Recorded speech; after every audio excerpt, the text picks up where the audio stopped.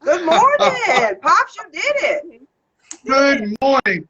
Now, y'all need to go right over in Sweden now to give me that prize, you understand, for me, since I didn't call Harry. Y'all need to Presenting the write us Nobel something. Peace Prize. That's like getting Nobel Peace Prize for computers or something like this. Hello, Facebook family. Once again, we're here with some entertainment. City Council Popcorn's Health and Community Tip for the week. And as always, just like the post people, the rain, snow, sleet, or hail, we are on here to give you some education along with some entertainment. And as always, I am joined, really joined, and so happy to have Integrated Health Partners, New Horizons Community Health with the Chief Executive Officer, Miss Andrea Winston, Miss Susan Gallagher here, Dr. Nikita Pitts. Now everybody can see Dr. Nikita Pitts right there. And we have a special guest that I'm going to have Andrea or Susan introduce. I always have him. He is our special guest, and he's the one that's going to give us some really good information that we really need to know. And you want to know something? We feel so good being able to come to you every Monday morning, 52 weeks out of the year, coming to you.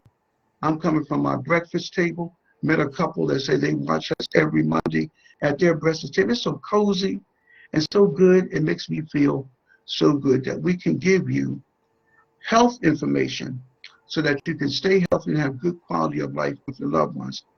And community information, just really good things that you need to know community-wise. And so I'm not going to belabor this here. I'm going to pass the baton, as I always do, to Miss Andrea Winston, the Chief Executive Officer of New Horizons Community Health. Andrea? Good morning, Pops, and good morning, everybody. We have a wonderful team this morning, as we always do. Everybody's got bright and smiling faces. And I'm telling you, when Pops says 52 weeks out of the year, I tried to get a week off for Christmas and my birthday, because, my birthday is December 28th. He said, no, ma'am, we're going to press forward. So I'm telling you, he's really a slave driver, but it's important. It's his ministry that has brought us all together to try to better the lives of our peers here in Columbus. And I'm going to let Susan introduce our special guest this morning, but I just want to share this little nugget. I was just, I'm serious. We start about 5 o'clock, so I was sitting here drinking my coffee and trying to get myself going because it's kind of a dreary morning. But Pop says we need to even push harder when it's a dreary morning. So, but that the Safe House is offering free flu shots. Let me see what day it is. December 9th. December 9th. Thank you, Ms. Gallagher. And it is 2101 Hamilton Road. And we want to encourage people, especially our homeless population that is more vulnerable right now, to go and get a flu shot. So I just want to pass on that little nugget of information while I try to recover from our 15-mile jog this morning before we had our formation to get the show started. So we want to pass it off to Ms. Gallagher whenever you're ready, ma'am. Great. Thank you, ma'am. Pops had said something about people wanting to ask questions during the live broadcast. Yes, I think if you go into your Facebook comments and type something in, we should be able to see your questions on our screen.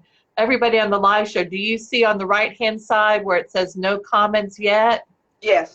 So if people type in a question or a comment, I believe we'll be able to see it in that comment tab there. I believe so. I'm not an expert on this. I believe in you, Susan, that you know. So if anybody's watching live, you have a comment, we'd be happy to try to see it and respond. And then you can always call in with questions later. We can give our phone numbers at the end of the program. Today, our special guest is Mr. Harry Tatum. Hello, Harry. How are you? Susan, Yes, Susan, can I interrupt? We got Dr. Nikita Pitts here from Tree of Life Healthcare, representing Tree of Life. Those two organizations that I partner with, Facebook Family, New Horizons Community Health, and Tree of Life Healthcare. Reverend Dr. Lowell Client is the CEO of Tree of Life. I've had people ask me, Pops, why do you partner? I said, because these two organizations have done so much in this community over the years for individuals who have no mental health care or no physical health care. And they decided to combine forces under integrative health that covers everything, so that when you come to either one of these organizations, we give you that, what they call that wraparound care, like a warm blanket when you're chilly. That's what these two organizations do. And I've been so fortunate to be able to partner with them over the years. And Dr. Nikita Pitts, she is marvelous. She's representing Tree of Life, and she gave me some good information. I'm going to have her give it to end of the show on the sickle cell that they do at Tree of Life. But they provide free health care as well. In other words, don't let money be an obstacle. They'll find a way. And so now, Dr. Pitts, would you introduce yourself and say something to our viewing audience and put some bass on? I'm Dr. Nikita Pitts. So to let the viewing audience know, they know Andrea and they know Susan. But it was a real kind couple stopped me in a parking lot. They said, well, we heard Andrea. And by the way, what Andrea was saying, last week she said, I have them out there at formation at 5 o'clock in the morning, and a couple, he's retired in the military. He said, Pops, I know you don't have them standing out there. Is reverently flowing? You have them standing in formation? Yes. Rain or shine. Yeah. Yeah. Yes. And they said, who is the little girl that's up there that talks? I said, well, that is Dr. Nikita Pitts. That's right. And I said, and so Dr. Pitts, would you introduce you? Well, I'm Dr. Nikita Pitts. Good morning. I am Dr. Nikita Pitts, representing Tree of Life and sitting in for Pastor Laurel Clyde, who could not be here. It's a pleasure to come and join. And as Pops mentioned, I do have some information regarding the Sickle Cell Association and an upcoming event that's open to all. So we look forward to sharing that information with you. And again, thank you for allowing me to sit in his stead. And Susan, now you can introduce our esteemed guest, fellow veteran. Our esteemed guest, a veteran of over 20 years of our military services, Mr. Harry Tatum, who is the program director of Journey to Recovery, which is a substance abuse residential program, not a 28-day residential treatment, more of a halfway house for people experiencing substance use disorders. Harry, do you want to tell a little bit more about yourself and the work you do over at Journey? All right, thank you, Susan. My name is Harry Tatum. I have 21 years and 7 months that I served in the military, first and foremost. I retired in 2001. I started working with New Horizons in 2008 when I came to New Horizons. I initially started working with DFACS in economic support, and then I transitioned to New Horizons. And thanks to Ms. Winston, she did my interview and brought me on, and I'm so grateful for that opportunity to be able to serve. So as Susan stated, I am the program director for Journey to Recovery, which is the residential substance abuse program that New Horizons has. And it's a 6-month program for male and females. And that's the core of what I do. There are many other programs that I manage, but the core for me has always been Journey to Recovery. I'm thankful for the opportunity to actually talk about veterans. And the topic this morning is going to be about homelessness for the veteran population, because I am a vet myself. I do understand how that is. And because I deal with substance abuse great deal of time, I've had many veterans who came through the program in dealing with certain issues, and homelessness has to be one of them.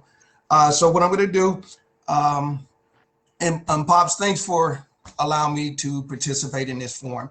I'm going to do like you, Pops. I don't know how good I am with this. Susan, walk me through the process. I'll try to start sharing my screen. If it works.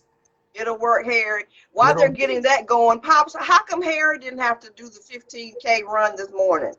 I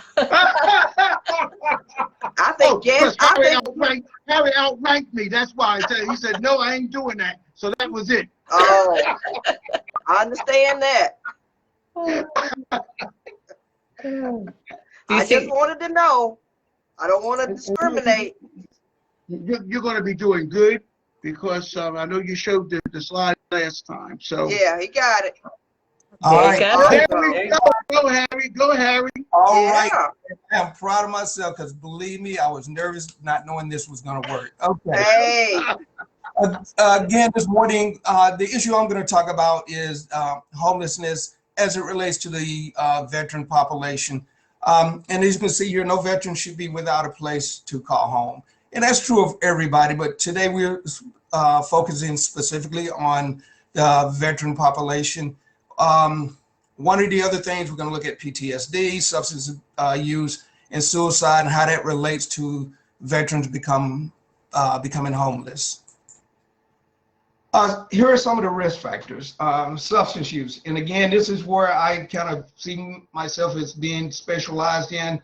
I deal with a lot of individuals that come through, and as I stated, I've had many veterans come through the program. I have a couple that's in the program right now who are veterans, and they're dealing with substance abuse, and that can always lead to homelessness, mental illness, and specifically PTSD.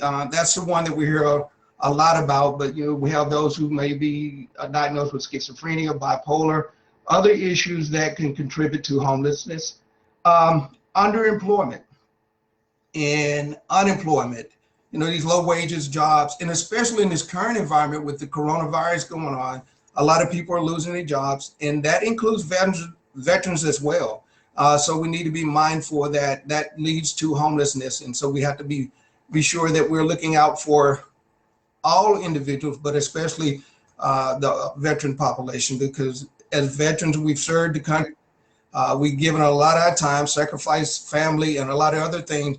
And so we want to focus on the veteran population. Another one of the risk factors we're looking at is a lack of family or social support. When I put this bullet on the slide, I was thinking about lack of family. You would think that the family was going to always be there, especially for that veteran. But that's not always the case, because those who have served and come back, they're not the same as they were when they left. And a lot of times the families don't know what to do with that. And so there's a lot of issues there. And just accessing some of the support, the social support programs out there is difficult. And also 21 years in the military, challenging readjusting to civilian life, that's difficult. And especially if you've served in combat, it can be really challenging. I know for me, after 21 years of being in the military, when I first stepped out, just getting used to dropping some of the lingo, the way that I spoke, or some of the things that I did, it took some time to adjust. Being back in my home on a regular basis versus being deployed a lot made a big difference. So these are some of the risk factors. And so what we're looking at, according to the Department of Veterans Affairs, they estimate about 76,000 veterans sleep on the street every night. That's a huge number when you think about it. Hey, Harry, I'd like to interject something just for a minute. I'm so glad that you spoke about some of the things that the veterans, when they come out into civilian life, you brought up even the lingo, even the way you express things, the language that's used. And also with that is, a lot of times you're left deployed off, or you're separated from your family. When you have to come back, you have to find your way back into that family structure. I know I experienced it so many times. You can talk on the phone with the children, and back in the old army, we didn't have the communication like now. So when you came back into your own home, sometimes after 2 years, you were like a stranger. Mm-hmm. And so there are a lot of things that hit veterans. And then when you ETS when you retire from the military, or you exit from the military, a lot of things are strange, because the military civilian life is definitely different from military life. And that's, when you spoke on it, that's a lot of things. That's something that a lot of people don't realize. And I'm really glad that you hit on that. The average veteran will come, when he hits civilian life, they come into an environment that they're not used to, and they have communication problems, and they feel like they're not in place. They don't fit into the society that they're in. So when you add everything else that you're going to talk about, PTSD, you can see the problems that veterans. And then Susan, please say that one expression that hit home over the weekend when we spoke on the phone. Veterans and homelessness are two words that we should never have to put together. We shouldn't have homeless heroes in this greatest country in the world. Bingo, bingo, bingo. And so, Harry, you really hit on a lot of things other than PTSD, other than substance abuse. It's just leaving military life and coming into civilian life is a challenge in and of itself. So thank you. Just wanted to make that comment there. Thank you, Pops. And that's so true. I know it was true from me. I deployed, and when you come back, it's that adjustment. And especially if you go on a long deployment, it's really difficult to make that adjustment because if your spouse, your children, they're not used to seeing you there. So that's that adjustment part. And then you can imagine, as you stated, Pops, when you ETS, when you're getting out of the military, when at the end of that, and especially if you've gone 20 years, making that adjustment, that transition can be difficult. And when you talk about the PTSD that's associated with it in the military, while you're still there, you have soldiers have a way of coping with things. You know, it's that drive-on attitude. Right. These things Right. be suppressed, but once you are discharged from the military, and there's not that relationship that you have with other soldiers, that's when some of the stuff is starting to present itself. So that's going to be important too. And one of the things, that I mentioned, and it's the PTSD. We know and we hear a lot about PTSD, and as this slide states, one of the biggest contributing factors to homelessness among veteran population is PTSD.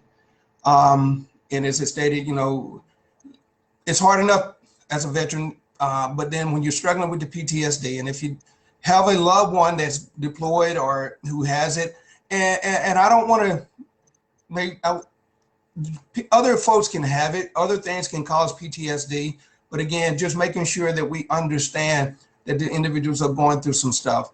So just being mindful of the PTSD, and as I stated, there could be other mental illnesses, schizophrenia, bipolar, that can lead to this as well. But specifically when you look at PTSD, and that's that trauma that was associated with something that happened while that individual was in the military, and then they're discharged, right, and they come out and they don't get all the support that they need. And so or they don't know how to access the support that they need, because sometimes the support is out there, people just don't know how to access it. That's so true, and I think that's one of, and so being a veteran increases the risk of being homeless. And as Susan stated, no veteran should be homeless, but this should not be true. Just being a veteran should not increase your risk of becoming homeless, but it's true. As stated here, many veterans are chronically homeless or have a co-occurring health issues in substance abuse. And we see this quite often. And what does it mean to be chronically homeless? That's been homeless out on the street, living in an environment that's not really conducive to human habitat. You or I, none of us would live out there. And you have these folks living under the bridge in tents, on park benches for at least a year. And that's going to give them that definition of chronically homeless, or someone who has experienced homelessness of a course of 3 years, and also have a co-occurring disorder that goes along with it, or a disability. 70% of the veterans that served by the VA have dealt with chronically homelessness and unemployment. That's a huge number when you think about it. You have this warrior who's been out fighting for our country, and then they come back, and the first thing they end up doing is ended back out on the street. As a veteran, we do these field exercises. We have our tents. That's a whole different thing when you're living in a tent city. Many veterans who become homeless don't know they can go to the VA. As Susan stated, you would think as part of the discharge, and the military does a really good job at discharging folks and taking you through different things that are programs that you can access when you exit the military. But there are a lot of veterans, and I've had some that came here and said, well, I didn't know. And the VA offers substance abuse programs as well, but they were like, I didn't know. And so education is going to always be key. Making sure that we do just what we're doing is putting that information out there so somebody may hear it, and if they don't need that themselves, pass it on to someone else. And Harry, if I can also interject something here. One of the things that I know that you and Susan, we're talking non-military people here, citizens. A lot of the citizens here in Columbus, when they have a problem, they don't know how to access services. It's the organizations that, the social service organizations that are here to help them is like a maze to a lot of people. So therefore, when you add someone who's new to the community or coming back into the community like a veteran, if there's citizens who are here all the time, don't know what number to call or whatever, being a veteran, it compounds the problem. And then something very vital, Harry, that you brought up, that we military know. When we're in the military and we have problems, it's that pervasive sense of camaraderie, of us helping each other, that we can depend on, that we know's there. When we're having a problem, we can open up our feelings to individuals who know, who can identify with what we're feeling, and who will surround us. And when we come out of the military, that net is gone. And that's why it's so good to have organizations like New Horizons and Tree of Life that offer services for individuals, where you don't have to jump through the fiery loop in order to really get services here. And I told someone a while back, they said, "Bob, you kind of make you're playing favorites because you always talk about New Horizons." I said, I worked for New Horizons, and New Horizons was doing so much for people who didn't have no money. I went home and even told them I was going to have a paycheck. That they doing free services. And so I'm thankful that you are where you're at for a lot of our veterans. And please, when we get to the end of the show, Harry, please let everybody know how they can contact you, the veterans, because once they call you with the services that they provide here through New Horizons, I know that they're going to be in good hands. And I didn't mean, but you mentioned a lot of things that only we veterans can identify with. And I wanted to let our viewing audience know that when you're a veteran and you come out, you are hit with a lot, you're in uncharted territory a lot of times, and you don't know the lingo to use, you don't know where to go at, and you don't have that sense of camaraderie that we have when we're in the military. I didn't mean to cut you off, but you're bringing so much good information, Harry, that I just wanted to interject that. And I thank you for that, Pops. And you're so right, just that once you are discharged, and as a veteran, you can kind of see, because, we're kind of told in the military, drive on, no matter what, you push through it. But when you get out here, you don't have that same push. You don't have that same kind of support. So it's important. And I think the next bullet here is when we talked about PTSD, but a lot of times as a veteran, they're less likely to even seek the help. They know there's something wrong, but the shame, the stigma that goes along with it will sometimes keep them from actually reaching out for help. It's that drive on attitude that we can do it, I can do it, I don't need anybody's help. So that makes it hard sometimes to reach out to, which brings me to the next bullet, which it talks about is veterans who are homeless at any point in their lives were 75% more likely to die of suicide compared to other veterans. And I think that's a really high number as well, that when you think about that, but homelessness, it really affects a family, because it's really always about the family, because that person is somebody's brother, sister, husband.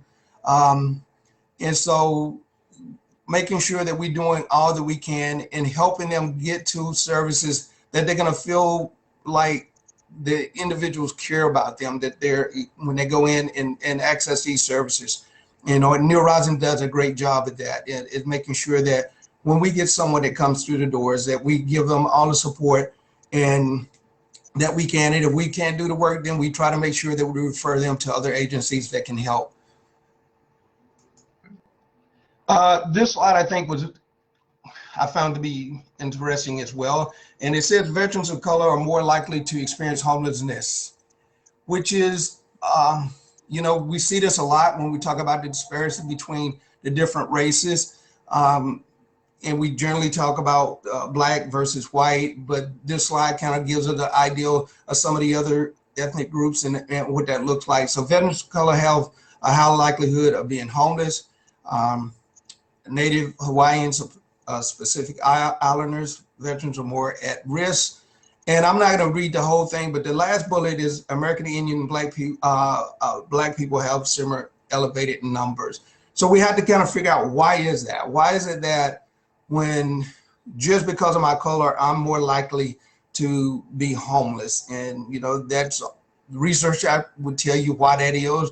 But again, we need to look at that, and we need to be mindful that when we look at these things, there are always going to be these differences. They're slight, but they matter, and they can lead to, and I think that's the thing that disturbs me, is the fact that when we start to separate people, we start to think about, but for me, these differences are really small, so that make sure that we focus on that as well. So I think this is really good information to know that, you know, people of color are going to be probably more likely to be homeless than others. That's right. It's very good information. And what's significant, if you just look at the graph, I mean, the one reason why I like graphs is just that the stats just jump out on you. But it's very vital to be able to know individuals like yourself, to be able to focus in on that and to realize something like that. Okay.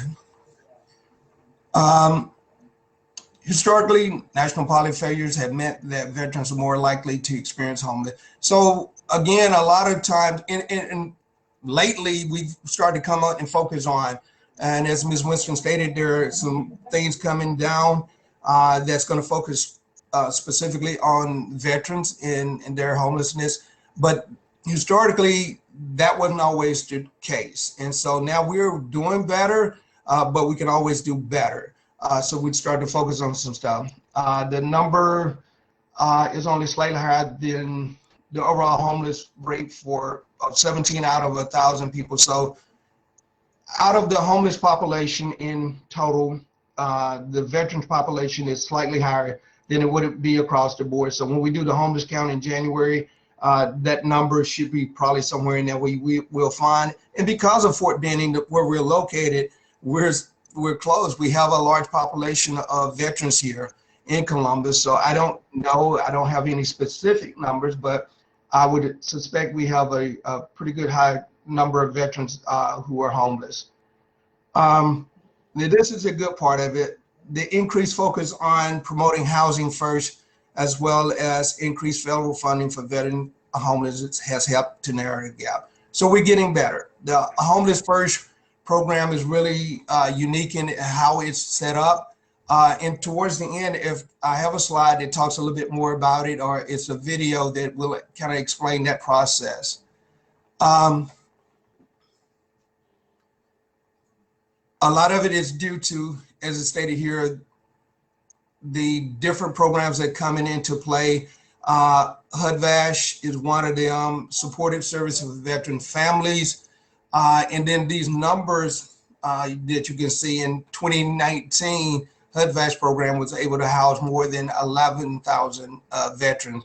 And that's awesome. And we have it here in Columbus, you know, and all you have to do is go to the website and you can find out if we have veterans, making sure they understand that this is available to them and see if they're eligible for it. And if not, then find out what they need to do to become eligible. Because one of the things that we look at when we talk about veterans, where they honorably discharge.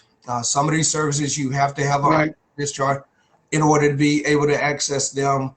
And so that's something that probably needs to be worked on, because if you've served 10 years in the military and if you were discharged dishonorably or less than honorable, it's my belief that you still, because you gave 10 years of your life to service of this country, and you should still be able to access some of these services.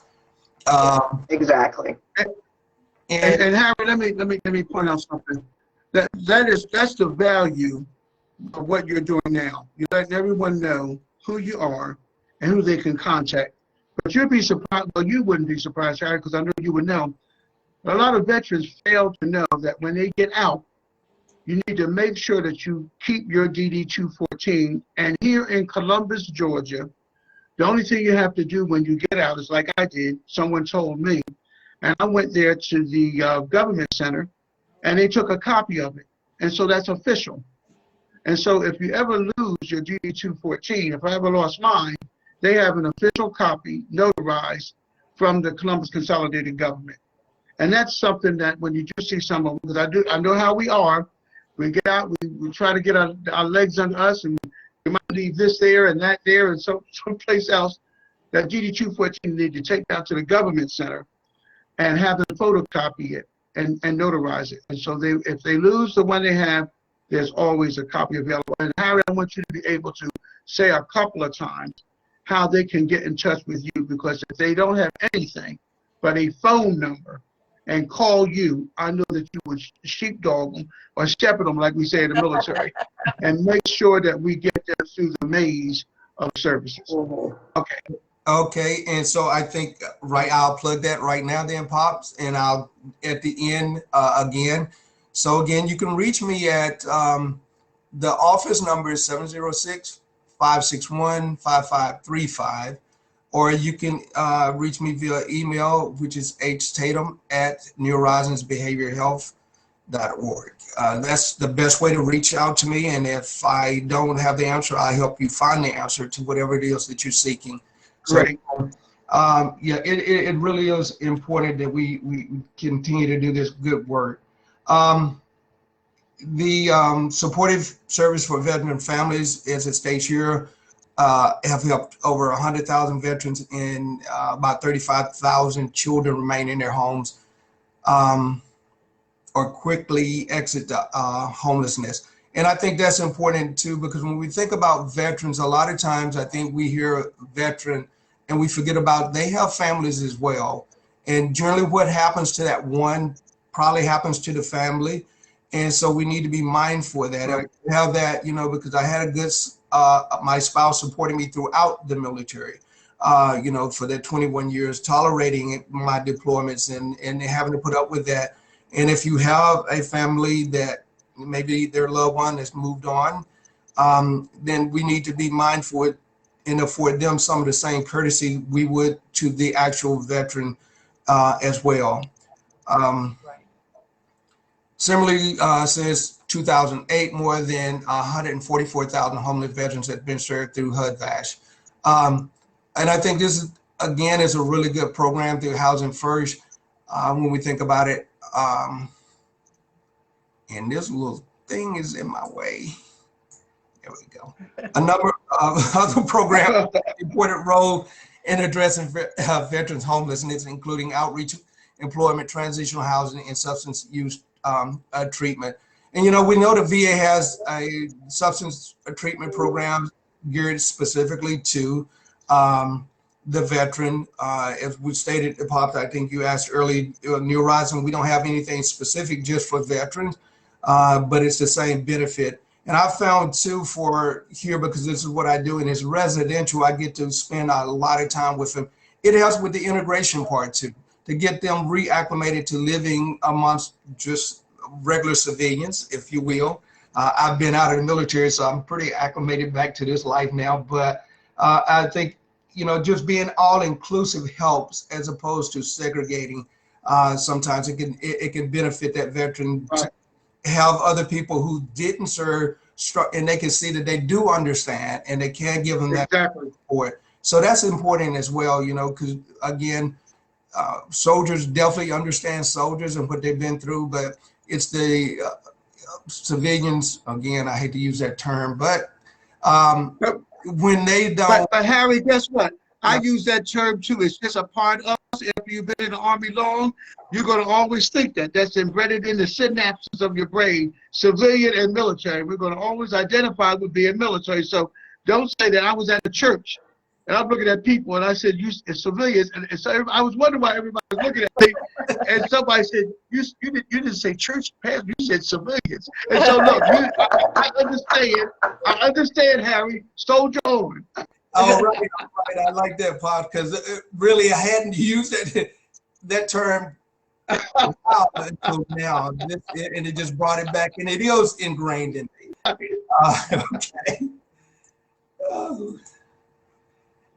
So in the veterans homelessness, the VA, and we know that's where a lot of this happens at, is committed to ending veteran homelessness community by community in collaboration with large and small localities.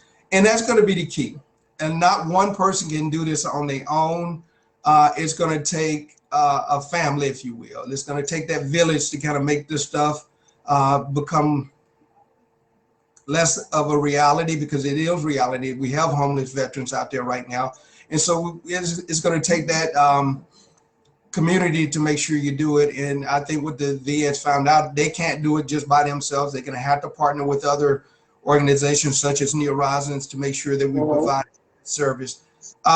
In here is just a crisis line. And again, I have a video. I hope that it plays. I think it's a pretty decent video, and it kind of speaks to what we're talking about. And I think it's a good way for us to end. I don't know how much time I had. Didn't ask, but we're going to try to. Look, for the past couple of programs, you're doing real good, Harry. Don't you worry about it. Can y'all see that screen? No. No, we can't. How are you? No? Oh my gosh. No. Okay. If I could walk, I'd be in good shape. You know? No, we can't see it, Harry. The leg, we're all really. But Harry, let me tell you what I would like to do. Because now we can see. Now we can see you. Now we can see you on screen. Okay. Let me tell you what I want to before we wrap this up, because we just got enough minute. And let me tell you something. You're about to close it. A couple of times we're going way over. A lot of good information, but you got right on Chief. I just want you to put the contact information. This is really vital, Harry, for a lot of the veterans that are going to be watching this program. Your contact information. Let them know where you're at, where you're located at, so that they know, because as long as they have a phone number and a point of contact, it might be something completely unrelated to what you will steer them quick. You will be able to give them and direct them in the direction that they need to go. And so if you would just give your contact information again, and where you're co-located, and your email address, it will be. And I'm looking at my screen, I'm seeing hearts go up or something. That must be the happy sign when people are doing thumbs up. I think it's red. Yeah. Anyway, it's blue, I think. Yeah. Anyway, would you give them your contact information so that people will know exactly how to reach you? Okay. Again, my name is Harry Tatum. I am the program director for Journey to Recovery, and my contact information, the office number is 706-561-5535. That's the office. You should be able to reach me there. My email address is htatum@nhbh.org. And if you reach out to me, I'll definitely get back to you. And if, again, like I stated, if I don't have the answer, then I'll refer you to someone who does. If it's about substance getting treatment, I can definitely direct you in that. Again, that's where I feel most secure. And that's what I do on a regular basis. Again, so Pops, I really do thank you for this opportunity to be able to share information about veterans and homelessness. So again, thank you. Oh, Harry, it's my pleasure. Guess what? Susan was right. I saw a comment by Dr. Xavier McCaskey come up on the screen. Someone tried to send a photo. And so, Susan, you were 100% correct on this here. And yes, so please, our viewing audience, you can send comments, because this is what this is all about. We have fun, but we want to educate. We want to answer all the questions that you may have. and really give you some things to think about that will benefit you both health-wise, to live a long, healthy life with your loved ones, and as far as good, really good information like Harry gave, community-wise. And so I would like to give my contact information, my phone number, 706-442-0249. Email is real easy. It's POPS, P-O-P-S, Papa Oscar, Papa Sierra, 9784@AOL.com. And Miss Andrea Winston, her Yes, sir. contact information for Verizon is 706-596-5500. And my email address is awinston@nhbh.org. and Miss Susan Gow, the lady with the glasses. The lady with the glasses, yes. And I want to just remind everybody, if you're looking for something to do to help support people over the Christmas holidays, think about donating gloves, mittens, winter caps to the Safe House Ministry. A lot of our homeless veterans go to Safe House, which is located on Hamilton Road. And our homeless individuals can always use this. Think about when it gets cold, you've got a nice warm house to go to. They don't. Exactly. And mittens, woolen scarves, hats always come in handy. Susan Gallagher, 706-596-5517. sgallagher@nhbh.org if you would like to contact me. Thank you so much for this forum and this opportunity, Pops. My pleasure. And Dr. Pitts, would you give them your contact for Tree of Life, the office, and give that information on sickle cell? Because Okay. I think that discussion would be very, very informative for the community. Okay, it is. Again, I represent Tree of Life Healthcare. We're located at 1968 North Avenue in Columbus. Our office phone number is 706-225-0355. Our web address is www.treeoflifehealthcare, all in lower caps, exactly as it sounds, .org. And the information that we have regarding the Sickle Cell Forum, it's sponsored again by the Sickle Cell Foundation of Georgia. It's Living Well with Sickle Cell. The date is Friday, December 18th from 1 o'clock until 3 o'clock. It's a seminar, and what you do is you log on. And that address actually is, it's actually better if you call the office, and we can give you, because there are some specific instructions to use while logging on. It is for physicians, nurse practitioners, but we decided to open it up for to the community. And it's sponsored by Piedmont Columbus Regional, the Association of Sickle Cell of the Lower Chattahoochee region, which is, we spoke of earlier, where Mrs. Williams, where she's the director, and that office is located within Tree of Life Healthcare. So definitely call our office, again, 706-225-0355, and we can give you specific instructions on how to log on for this webinar on December 18th. Thank you so much. And to our viewing, our Facebook family, that we are so comfortable and so blessed to be able to share Monday mornings from 10 to 10:30 with you. It really is a joyful time for us. And as I always say, the organizations, New Horizons, Community Health, Tree of Life Healthcare, organizations that I've been with for the long haul because of their charity to the community. And so let me just tell you, they can't do the work that they do in the community unless to having help. And how can you help? Well, guess what?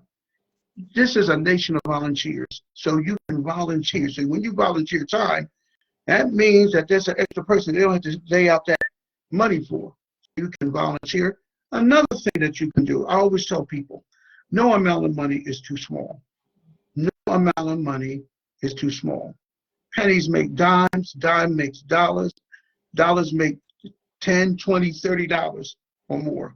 So whatever you give, it's helping these organizations, New Horizons Community Health and Tree of Life Healthcare, help you. And helping this marvelous community is what we're about. And so, as I always say when we close out the program, and send us your comments so we can discuss them next week. I just want to say, Harry, thank you so much again for all that good information. And I'll say to our community, our Facebook family, until we meet again, please be good and kind to yourself because God loves you. God bless you now. Bye-bye. Bye-bye. Bye. Have a good week. Have a good week. Go up here, click there. Okay.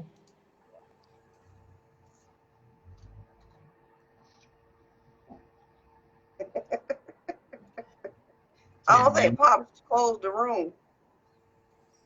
Okay. We're I think still he just live. closed it. Yeah, he We're still still closed. He live. just closed his laptop. We're still live. He's done that before. Well, Pop, we can take over his show now. let me call him up.